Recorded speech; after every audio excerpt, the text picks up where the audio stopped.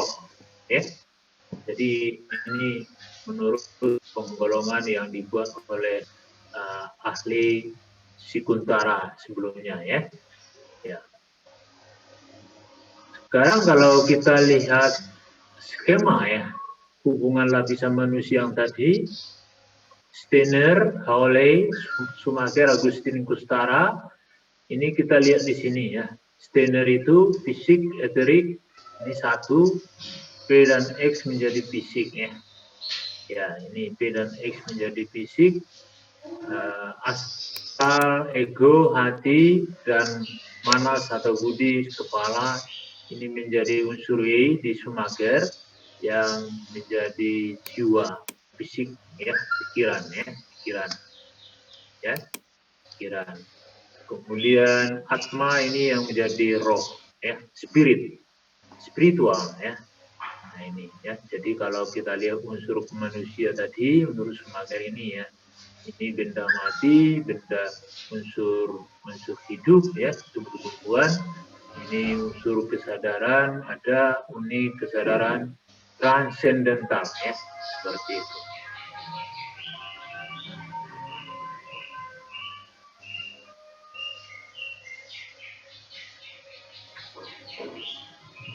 Oke, sekarang kita lihat hakikat kecerdasan.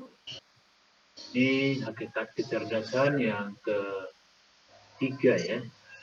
Dia membagi ya kecerdasan itu melihat bidang ya, bidang yang ditekuni. Bisa kita tahu kecerdasan seseorang itu jika melihat di bidang apa dia ya. Kita lihat di sini linguistik, yaitu sastra bahasa. Berarti dia populer di kecerdasan otak, intelijensi, ya, kecerdasan berpikir, ya. Kemudian logika, matematik, ini angka dan logika, juga kecerdasan berpikir, ya, otaknya, ya. Sedangkan spasial ini masalah imajinasi, hayalan, ya, menggambar, melukis lah ini. Ini kecerdasannya ada 3 mendominasi, ada intelligency quotient, ada psikis quotient, dan ada spiritual quotient. Jadi kalau dia berkecimpung di dalam melukis, ya, menggambar, berarti kecerdasannya melebihi orang tertentu ya. Jadi dia sudah punya intelligency quotient, ada physics quotient, ada spiritual quotient. Kemudian yang bergerak di bidang musik, ya.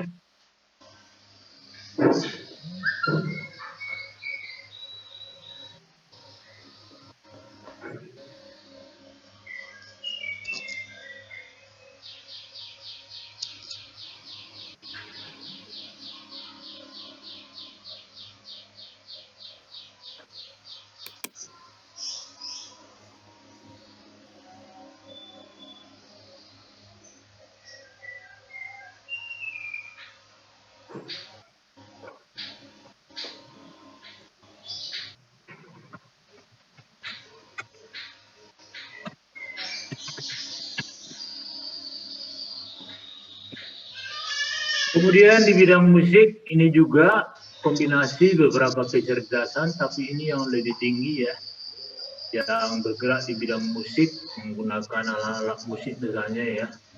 Ini kombinasi IQ, emosional, fisik, dan spiritual. Jadi orang yang berkecimpung di bidang musik ya, kecerdasannya luar biasa. Ya, kecerdasannya luar biasa. Kemudian di bidang kinestik dan jasmani, ini keterampilan fisik quotient ya. Ini orang-orang yang ada di atletik ya, atau yang ada di senam ya. Nah ini ya.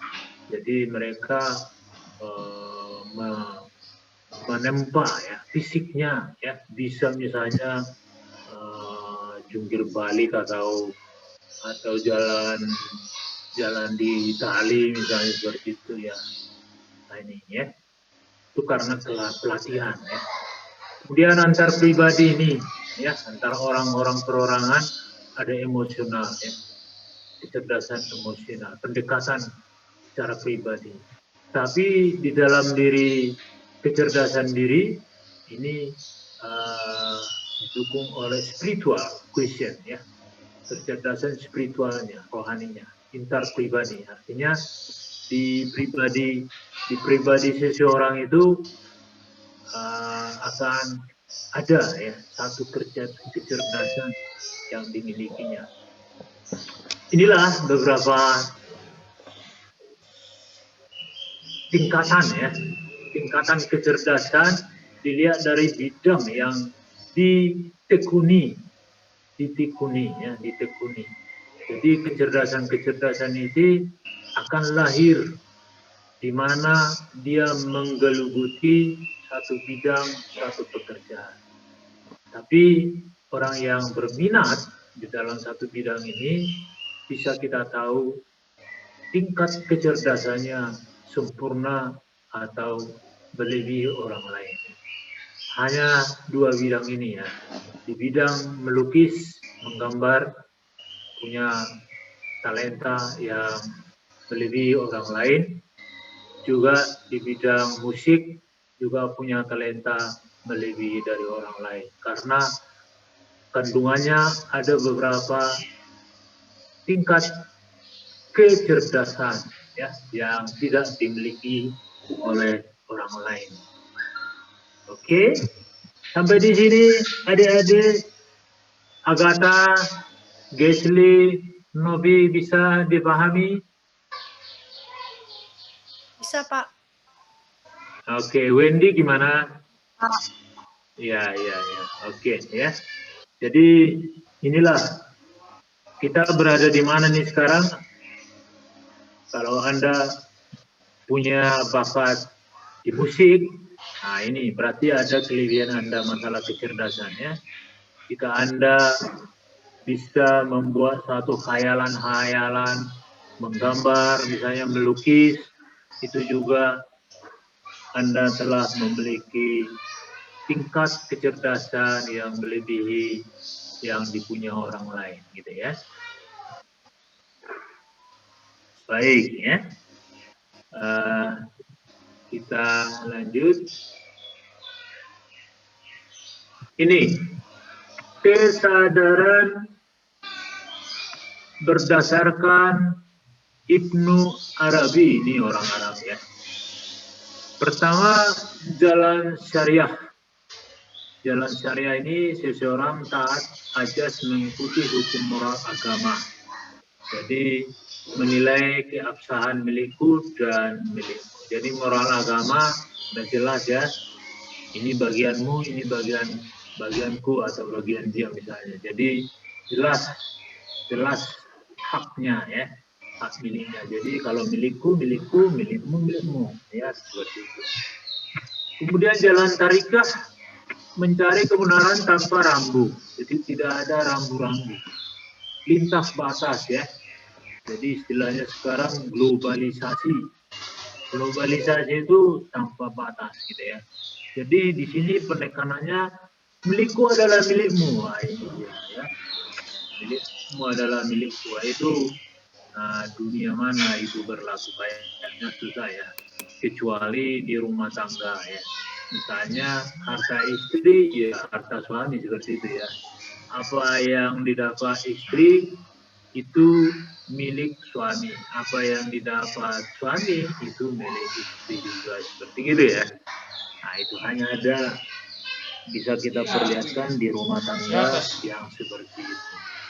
Kemudian jalan hakikat, pengalaman langsung tentang kebenaran gaib. Tidak ada lagi milikku dan milikmu, semua milik Tuhan. Nah, ini ya, ini tentang kebenaran gaib. Jadi semua milik Tuhan ya. Jadi milikku dan milikmu itu punya Tuhan. Ya, seperti itu. Cuma di lokasi mana itu bisa terjadi, ya. Tapi ini sebagai guyon saja. Kalau misalnya ada lahan ditempati orang